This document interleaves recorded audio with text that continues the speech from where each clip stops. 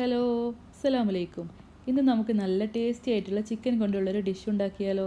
അപ്പോൾ അതിന് മുന്നേ എൻ്റെ ഈ ചാനൽ സബ്സ്ക്രൈബ് ചെയ്യാത്തവരുണ്ടെങ്കിൽ പ്ലീസ് ഒന്ന് സബ്സ്ക്രൈബ് ചെയ്യണമേ. അതിന് തൊട്ടടുത്ത് തന്നെ ഒരു ബെല്ലൈക്കൺ ബട്ടൺ കാണും. അതും കൂടി ഇനേബിൾ ചെയ്താൽ ഞാൻ ഇടുന്ന വീഡിയോസ് എല്ലാം നിങ്ങൾക്ക് അപ്പോൾ തന്നെ കിട്ടുന്നതാണ്. അപ്പോൾ നമുക്ക് വീഡിയോയിലേക്ക് പോവാം. മുളക് പൊടി, മഞ്ഞൾപ്പൊടി, ഗരം മസാല, ആവശ്യത്തിനുള്ള ഉപ്പ്, 1 കിലോ ചിക്കൻ, ഒരു നാരങ്ങയുടെ പകുതി, ബട്ടർ, ഒരു ചെറിയ തക്കാളി ചെറുതാക്കി മുറിച്ചത്, ഒരു ഉള്ളിയുടെ പകുതി ചെറുതാക്കി മുറിച്ചത്, ഒരു ക്യാപ്സിക്കത്തിൻ്റെ പകുതി ചെറുതാക്കി മുറിച്ചത്, 3 പച്ചമുളക്. ഇനി നമുക്കിതിലേക്ക് ബട്ടർ ചേർത്ത് കൊടുക്കാം. ബട്ടറെല്ലാം നല്ലപോലെ ഒന്ന് ചൂടായി വന്നിട്ടുണ്ട്. ഇനി നമുക്കിതിലേക്ക് ചിക്കൻ ചേർത്ത് കൊടുക്കാം.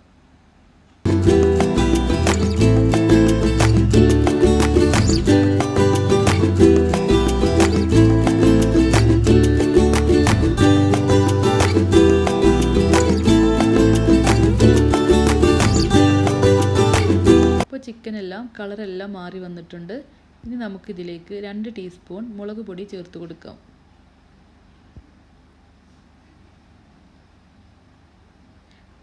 അപ്പോൾ മുളക് പൊടി 2 ടീസ്പൂൺ ചേർത്ത് കൊടുത്തിട്ടുണ്ട്. ഞാനിവിടെ കാശ്മീരി ചില്ലിയാണ് ചേർത്തിട്ടുള്ളത്.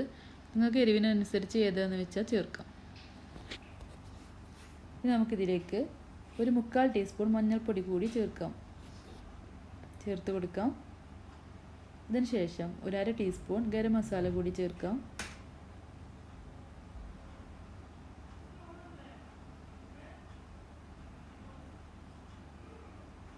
ഇനി നമുക്കിതിലേക്ക് ആവശ്യത്തിനുള്ള ഉപ്പ് ഇട്ട് കൊടുക്കാം കേട്ടോ. ഇപ്പോൾ നമ്മൾ ആവശ്യത്തിനുള്ള ഉപ്പ് കൂടി ചേർത്ത് കൊടുത്തിട്ടുണ്ട്. ഇനി നല്ലപോലെ ഒന്ന് ഇളക്കി കൊടുക്കാം.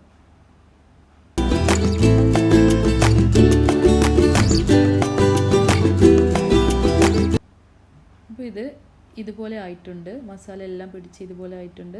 ഇനി നമുക്ക് ഒരു 1/2 മുറി നാരങ്ങയുടെ നീര് കൂടി ചേർത്ത് കൊടുക്കാം.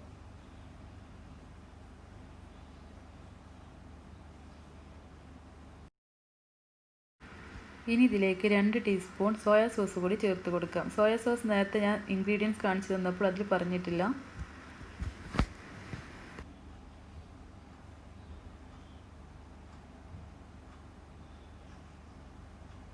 അതിനുശേഷം നമുക്കിത് നല്ലപോലെ ഒന്നും കൂടി ഇളക്കി കൊടുക്കാം.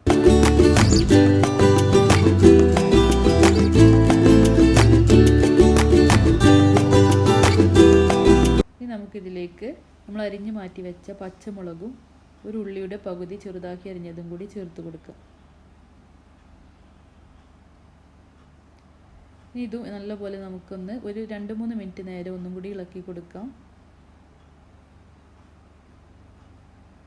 ഇനി ഇതിലേക്ക് ചെറുതാക്കി അരിഞ്ഞു വെച്ച തക്കാളിയുടെ പകുതിയും ഒരു ക്യാപ്സിക്കത്തിൻ്റെ ചെറിയ പീസ് അരിഞ്ഞതും കൂടി ചേർത്ത് കൊടുക്കാം.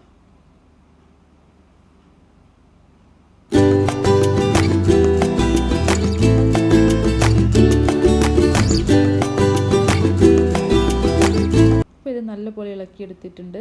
ഇനി ഇത് നമുക്കൊന്ന് മൂടി വെച്ച് ഒരു 5 മിനിറ്റ് വേവിച്ചെടുക്കാം. അപ്പോൾ 5 മിനിറ്റ് കഴിഞ്ഞിട്ടുണ്ട്. ഇനി നമുക്ക് ഇതൊന്നു കൂടി നല്ലപോലെ ഇളക്കി മിക്സ് ചെയ്ത് കൊടുക്കാം. ഇനി ഒരു ചെറിയ പീസ് ബട്ടർ കൂടി ഇതിലേക്ക് ചേർത്ത് കൊടുക്കാം.